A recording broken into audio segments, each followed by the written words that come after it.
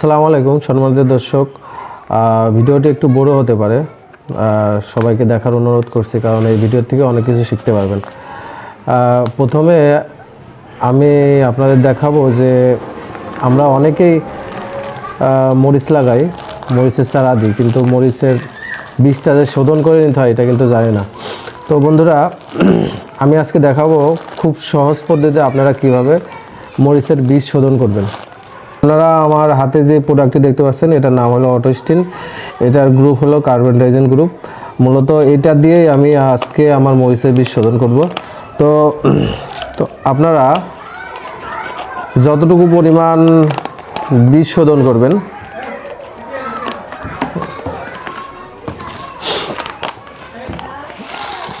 আমি 5 থেকে 10 গ্রাম মতো অটোস্টিন আমি একটা পাত্রে দিয়ে নেব। তারপরে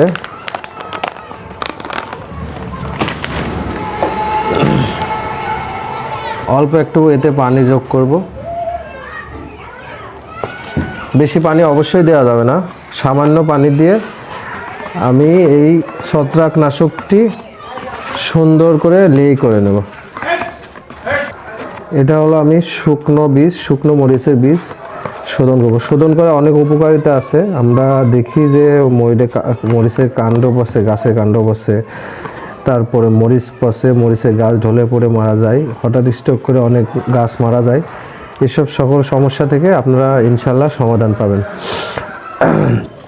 বিশেষ করে আমরা যারা বাড়িতে মরিচের বীজ তৈরি করি, এই বীজে অনেক ধরনের ব্যাকটেরিয়া থাকে, ছত্রাকের আক্রমণ থাকে। এই ছত্রাকের আক্রমণ যেন পরবর্তীতে বেশি না হয় সেজন্য আমরা বীজটা শোধন করে নিচ্ছি। দেখেন বন্ধুরা,